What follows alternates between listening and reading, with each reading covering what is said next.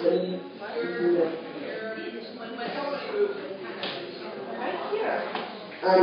I'm just seeing my committee of the room. Oh, okay.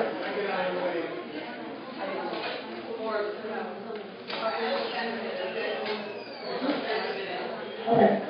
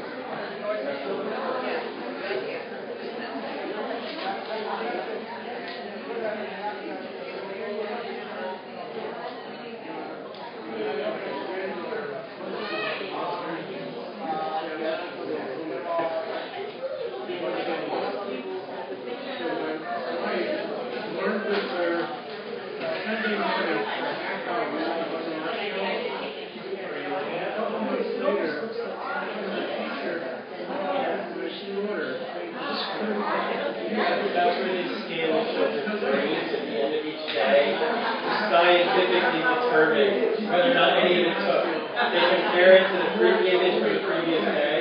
They just overlap. So yeah, don't tell me. More or less active areas than they report. Because 3 days in a row where it decreases, no hole.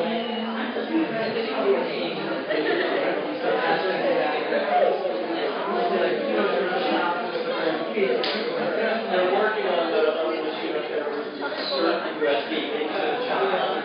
Yeah. And we have to get up inside. From here. Where are you going? Really?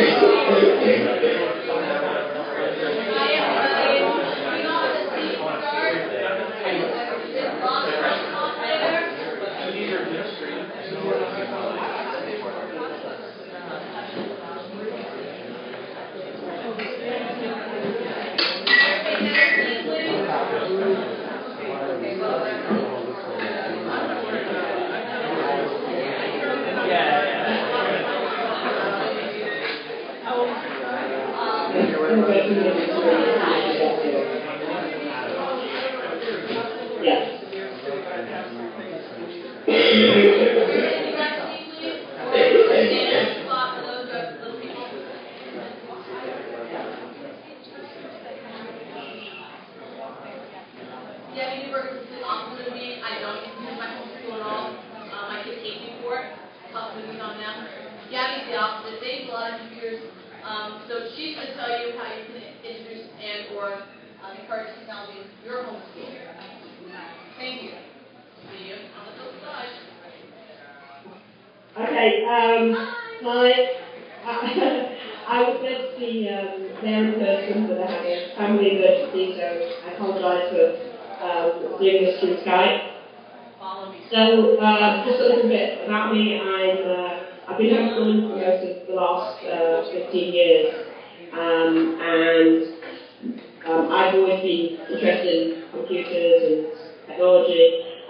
My husband's also Chief Technology Officer of an internet security company. So we're a pretty wired household. And we use a lot of technology in our homeschool, but definitely not exclusively, that's for sure. So if we can leave any questions until the end, and then I can take anything.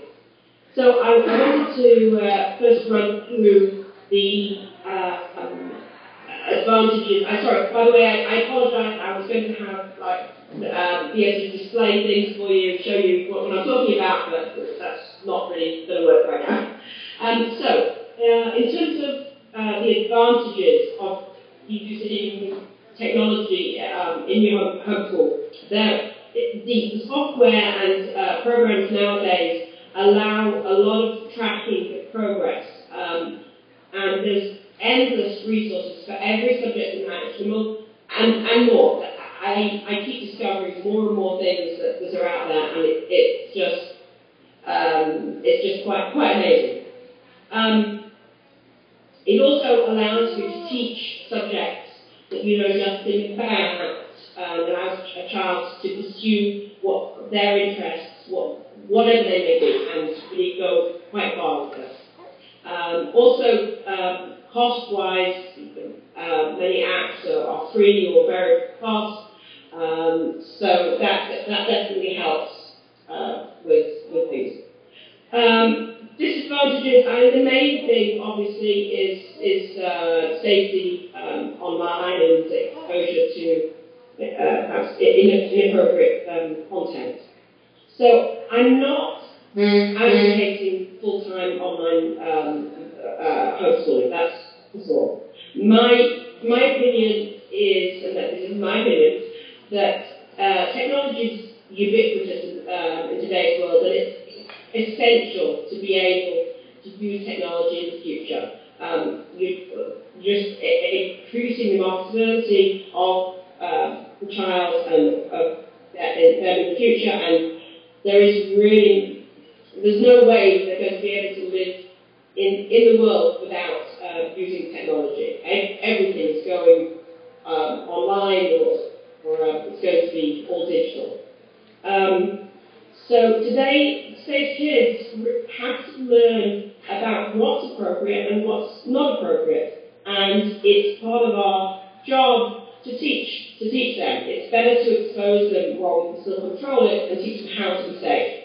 It's like when you have a child who, when they're a toddler, you're not going to let them go outside by themselves. And gradually, you let them go outside, you let them go further out, and it's a gradual process, and they learn how to control things. As Orthodox Jews, obviously, we're more concerned about exposure than norm, but I feel that completely sheltering them from the technology is a mistake, because it can end up actually backfiring. With the allure can be so great. So they need to learn how to do the moderation and how to be safe. There is always the problem that the next generation is generally more tech savvy than the parents, unless you're in tech yourself. So the best thing is to educate yourself. Excuse me.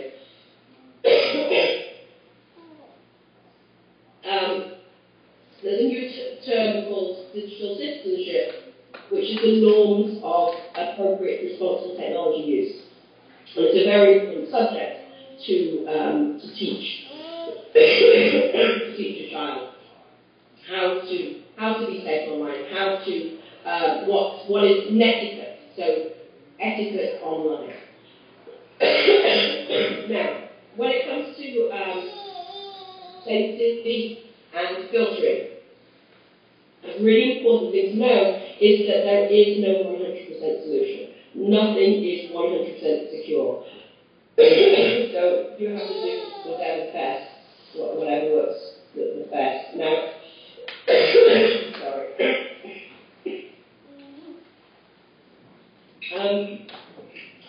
I'm going to actually prepare a list afterwards about some of the links and things I'm mentioning. There is online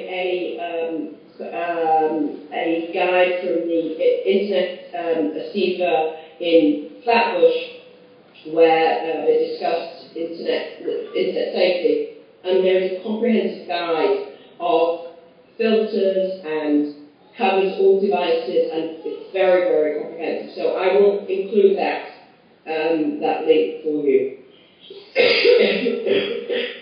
Sorry. Operating systems, both on laptops, on PCs, Macs, on smartphones and tablets, generally have parental controls where you can control what times the child can access the device or certifications and what they can access. So that's something that's a very useful tool to use. Certainly in Google Play, which is the app store for Google, there is you can set up filtering which allows you to put in that they can only download low maturity apps. You can even block any downloading. You can put a pin on. You can there's many apps actually allow in in-app purchases. Now, I have a bit of a funny story. Well, it wasn't so funny at the time. My now 5-year-old, several years ago, we just got an Android tablet, and she picked it up and started playing like a gem game. And we suddenly got an email saying we'd been charged $122 for gems that she had purchased. Luckily, we realised and we contacted them and they did refund us the money.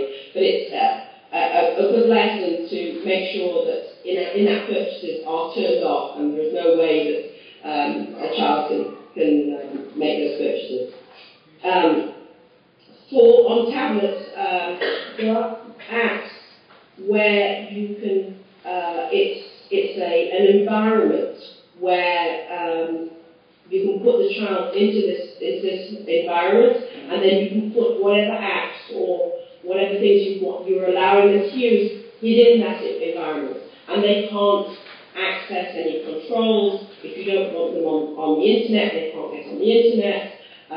You completely control what they can access, and sometimes even the volume, to make sure that they never turn the volume up higher than medium.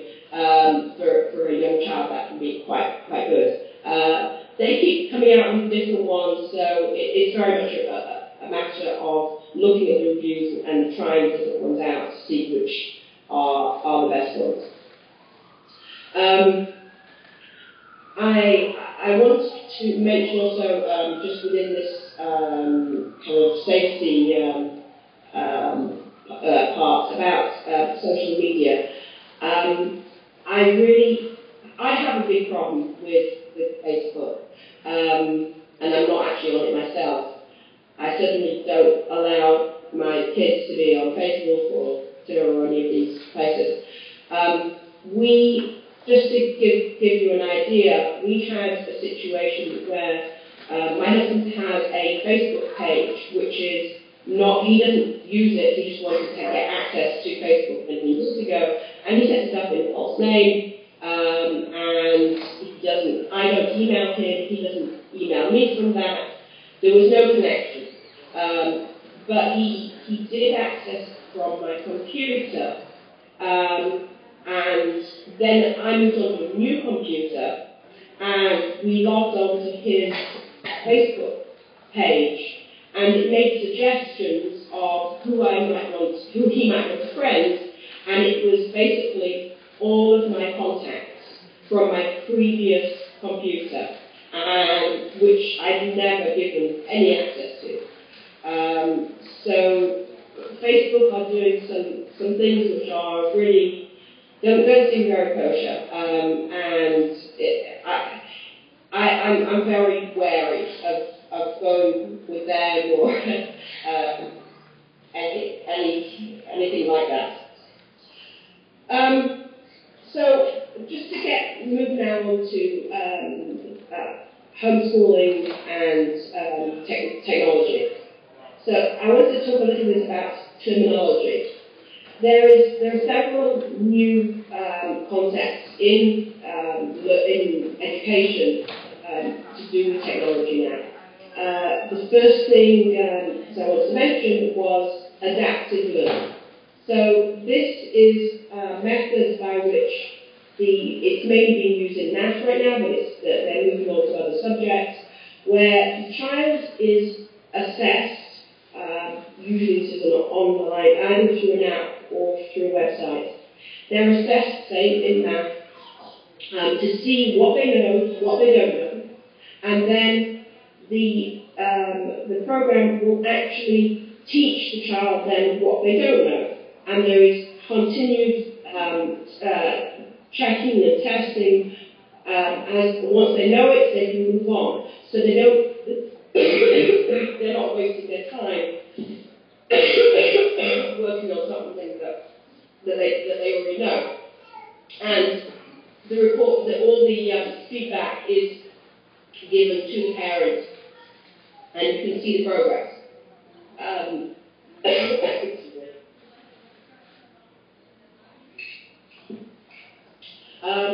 So this is actually leading to the concept of a flipped classroom in the regular school settings, where instead of the teacher teaching the lesson and then the child going home or sitting in class and answering questions about it, they're learning the subject through the program, and then they can, whether it's a video or whatever, they can pause, they can spend more time, less time on something, and then the teacher is there for helping on the question side, and that's a much more efficient use. It can be much more one-on-one help, which really is proving to be very, very, very good.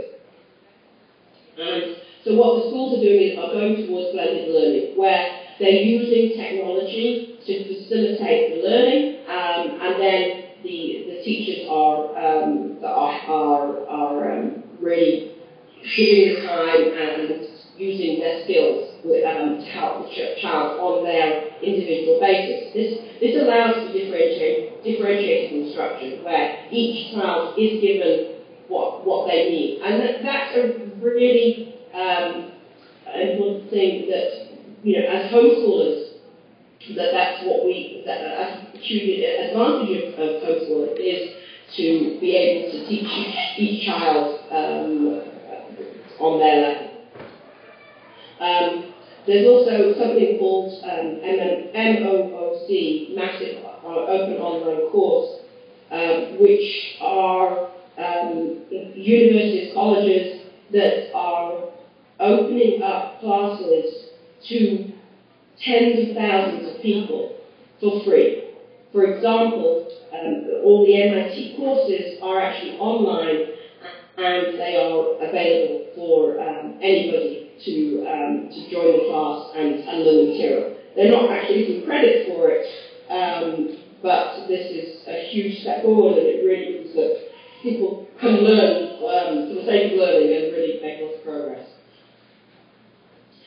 So when it comes to homeschooling, there are various implementations of technology. On the one extreme, you have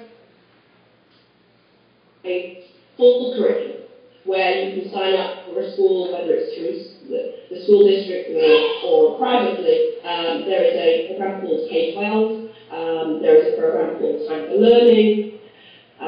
There are many other online schools.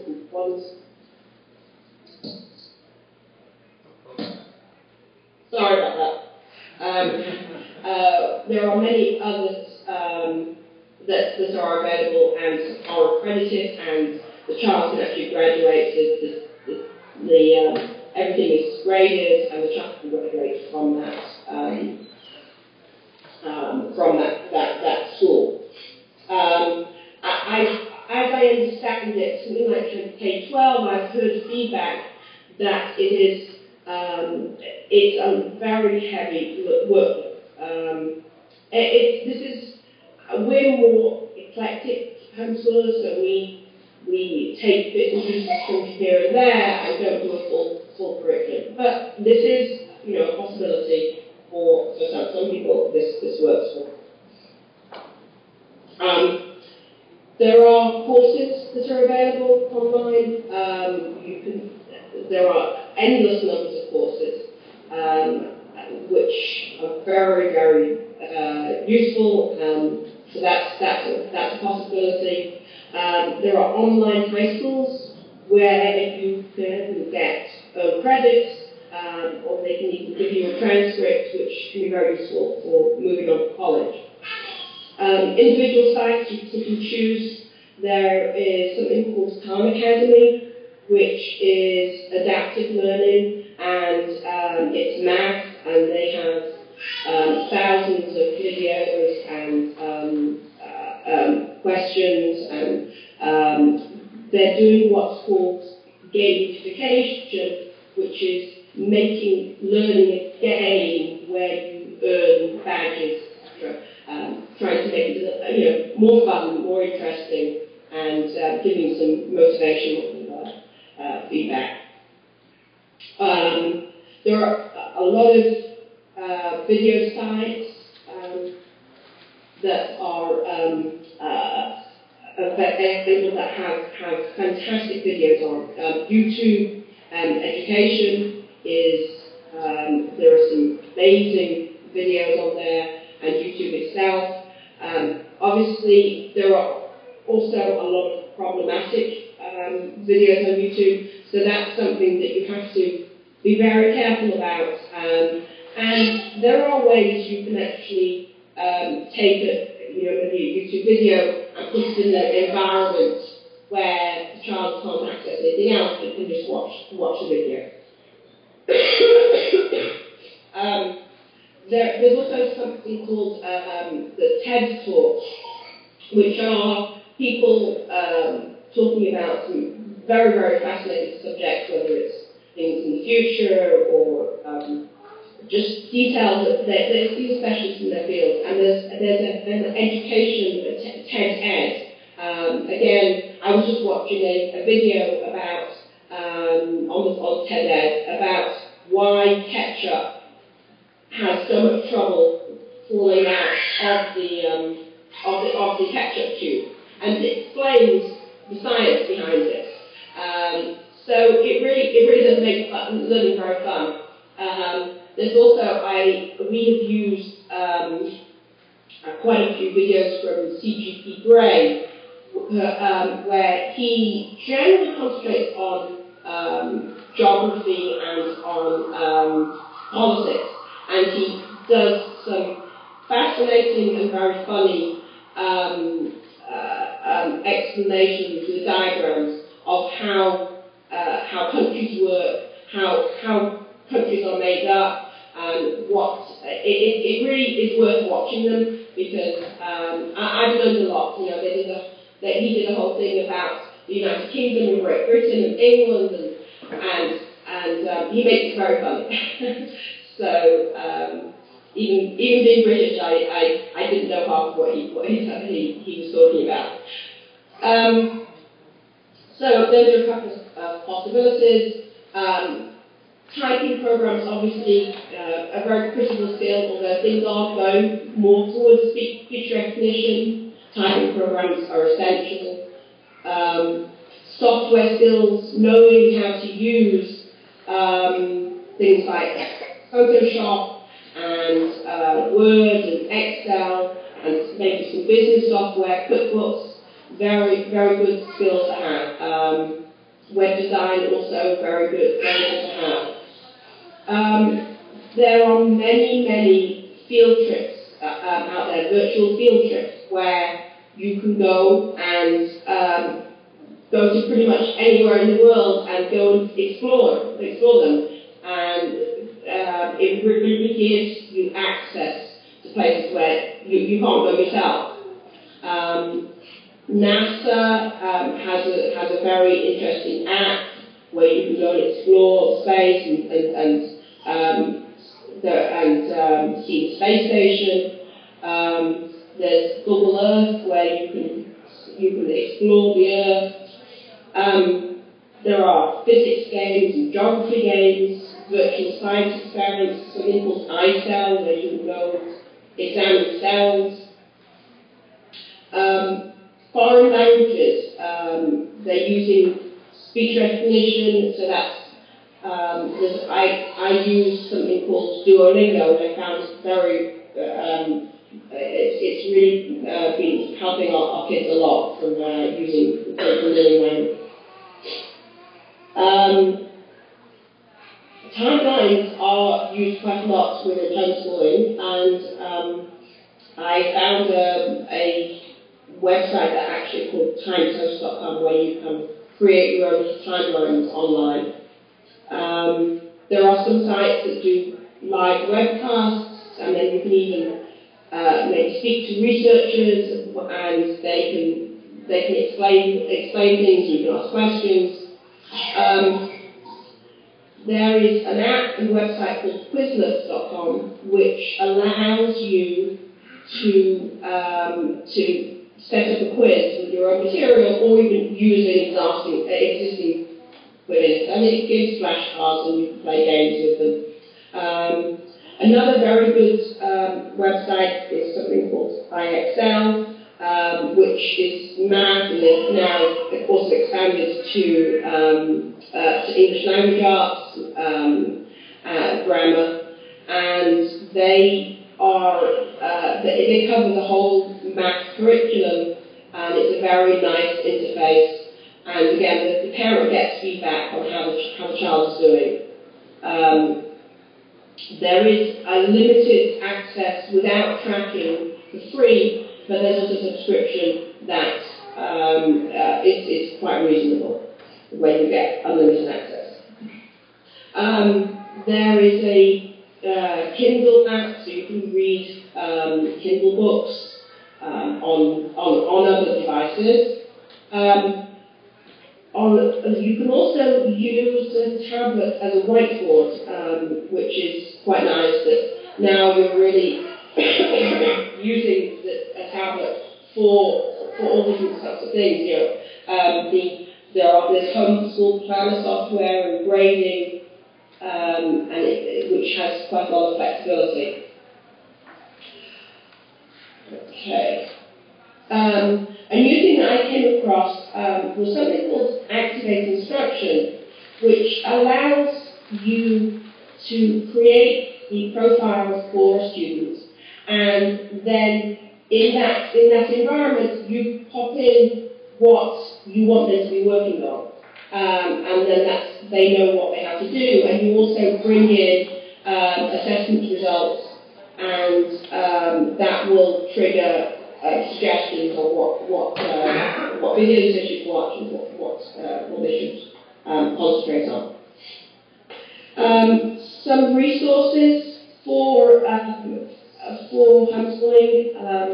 Homeschoolbuyerscoop.com is excellent for getting discounts. Schools discounts with bulk purchases.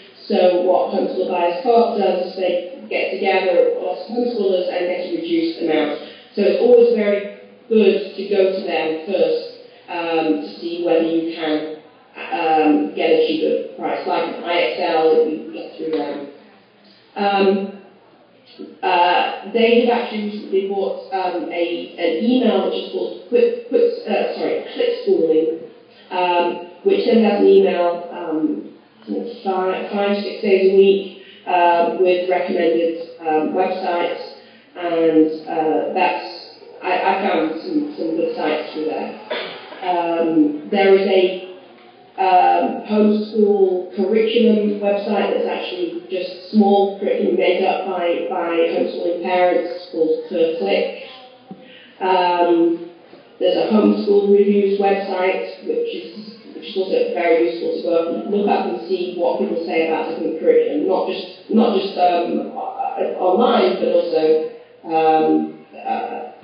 printed curriculum.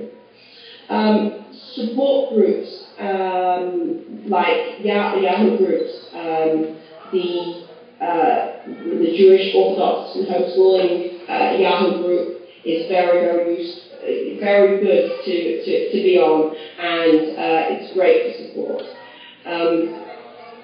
And then you can also find local support groups, which is good for meeting others or homeschooling. I've recently discovered that Pinterest has a lot of resources there for suggestions of what might be good to use. When it comes to limited code and technology, there are several initiatives that to bring the best of technology to Torah learning. I had a discussion with the digital side of ArtScroll.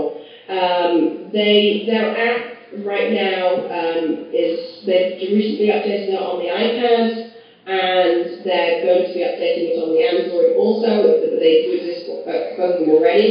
They have the complete Moriah in there, where you can actually highlight different parts of the page and translations. It's very interactive, and they are working on more content, and hopefully, in the not too distant future, they will have Thomas, Rashi, and other content. So I look forward to seeing that. There are YouTube videos which are where you can. There is somebody is writing the psukim and looking at the shirashim and they're explaining everything. They will go through the psukim, and so those are also very useful. There are plenty of different Torah online, as I'm sure many people know. Children's stories. There's a very good website called field.org, which is a collaborative site for teachers, and you can access free materials through there. You just have to sign up for a free account. So that's a really critical site. Having subrouters via Skype and other learning via Skype is something that's done quite a lot. There are various online classes that exist, but we really need adaptive learning to come to the Torah world, and that is slowly happening. There needs to be more in general. The Torah world, we tend to get things a little bit slower, but that will change. The only issue that we have to get past is that we can't use other channels. I don't think that's going to happen. The question of what device should be used. You have a laptop, whether it's a PC or Mac. The advantages of the laptop is for productivity software like Word, Excel, Photoshop. It's really the only thing the only solution at this point. But standalone software itself, where it's not online, is gradually being phased out. Companies are working towards moving everything over to the cloud, which all access online. The software is actually online. Printing is much easier from a laptop, and it's easier to type. On the downside, it's not as portable and not as easily interactive as a tablet. You don't have the touch screen usually, and tablets are definitely more attractive to children, just the way they work, and they find them much easier. When we look at the iPad you have the various tablets, iPads or iOS, Android, and the Kindle Fire, and there's other proprietary tablets. The iPad is much more expensive. The apps tend to cost more, but the apps can be better on iPad. The company will often develop an app on the iPad first because they're going to get more revenue from that. Whereas Android has a lot of apps, it's much easier to upgrade the amount of storage, and since they're cheaper than the actual device, then it's easier to upgrade the device. Now, the quality of the Android tablet does vary significantly, depending on which brand of tablet you get.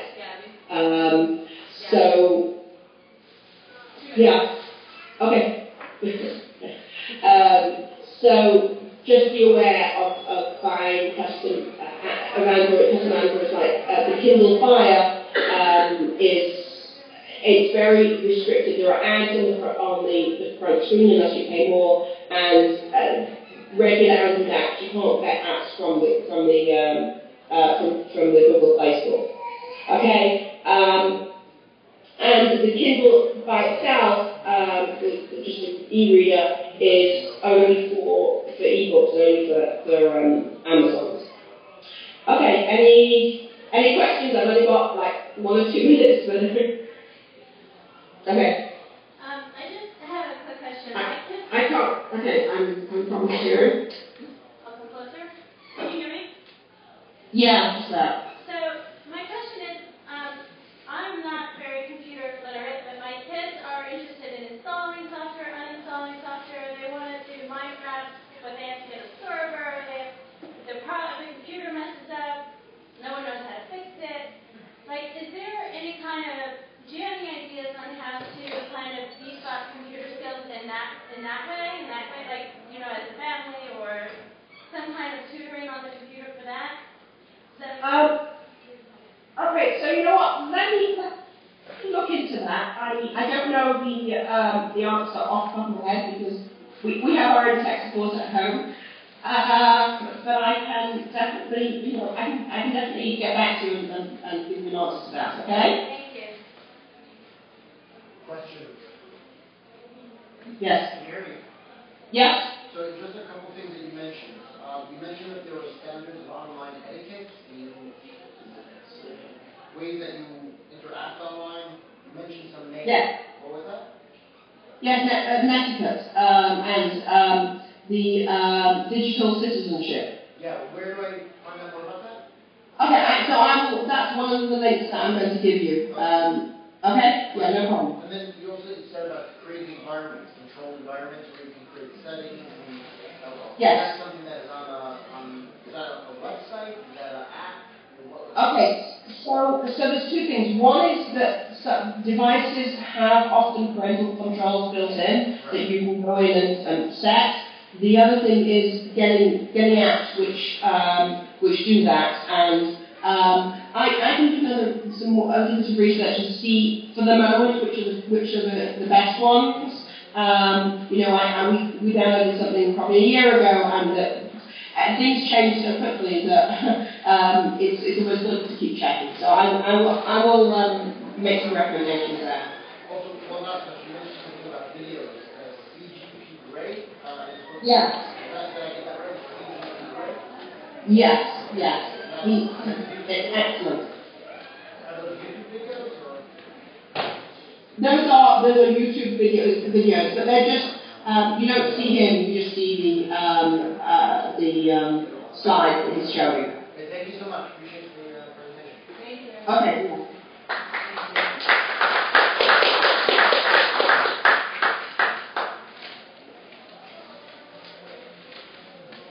Take one question.